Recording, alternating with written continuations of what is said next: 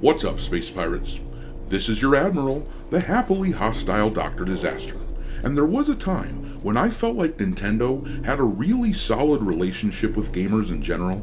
Yeah, I know a lot of people out there kind of view Nintendo as a company similar to Apple and they never really much cared for them, but I've been a Nintendo gamer since I was a young kid, playing on the NES, so I'm fond of Nintendo. And one of the people who really did a nice job of cultivating the positive relationship that a lot of us felt with Nintendo from the GameCube years, throughout the reign of the Wii, and up to the original Switch was former Nintendo of America president, the Regginator himself, Reggie Fils-Aime. Many people liked him, and he was good for customer relations. Did we just become best friends? Yup! Well, now, contrast that to the guy who assumed his job as president of Nintendo of America. Doug Bowser has been in the news this past week for saying the sort of thing which gamers hold over a company's head for a long-ass time. He was the one who said, if you can't afford a Switch 2, then you should buy a Switch 1. That was really stupid. Well, anyhow, in response to the ridiculous stories that have been coming out for the past week or so regarding Nintendo and their obvious greed and overreach when it comes to the prices of their games and accessories for the Switch 2, a lot of people have been weighing in. And the Regginator has weighed in as well with a subtle dig that he got in at Nintendo in a post on X. It was almost as if he was saying, "What's up, baby? Did you miss me?" Oh, hell yes.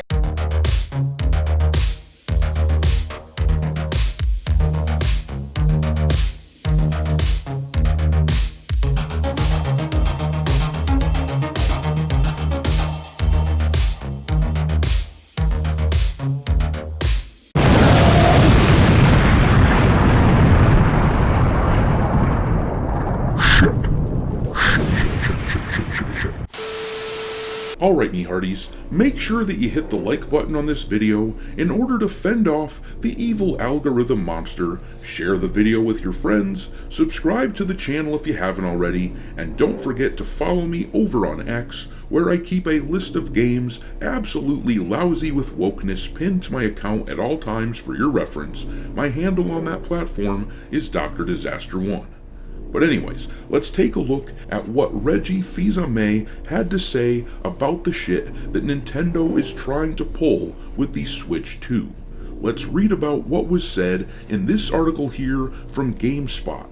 The article tells us, while Mario Kart World costing $80 has sparked widespread debate, there's a smaller but still heated discussion about Nintendo not including Switch 2 Welcome Tour as a pack-in game with the system.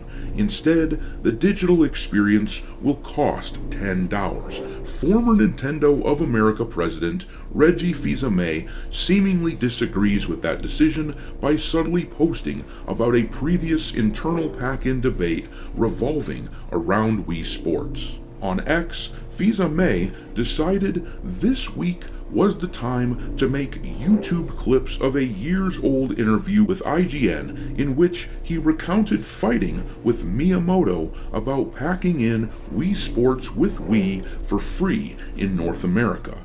In the end, Wii Sports was included with the Wii hardware in North America while it wasn't in Japan. Meanwhile, Nintendo has been on the defensive over Switch 2 Welcome Tour being a paid add-on. For instance, Nintendo's Bill Trinen told IGN earlier this week that the digital game isn't an exorbitant price.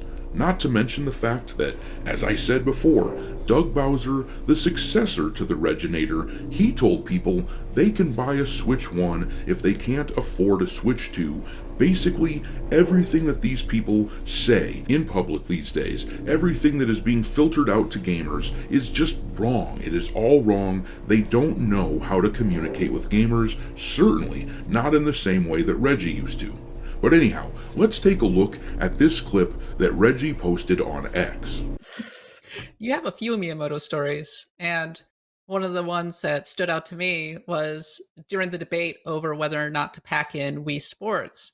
with the Wii, and Miyamoto pushed back pretty hard against that, and it was it was like one of the biggest points of discussion, and kind of one of the bigger wins for you.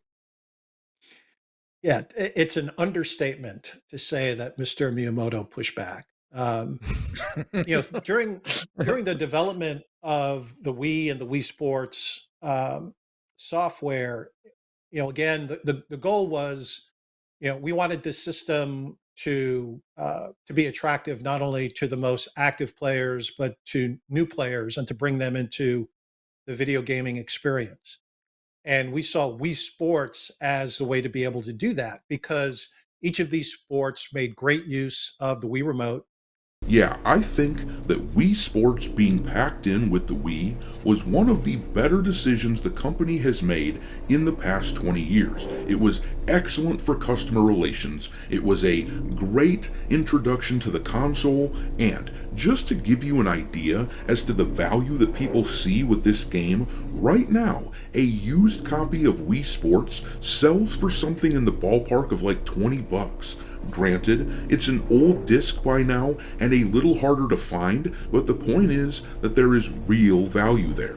Now, compare that to this Switch 2 Welcome Tour nonsense, which isn't even a physical disc or anything, by the way. It's a digital instruction manual. It's not a series of entertaining games. By all accounts, it is really just a digital instruction manual for the Switch 2.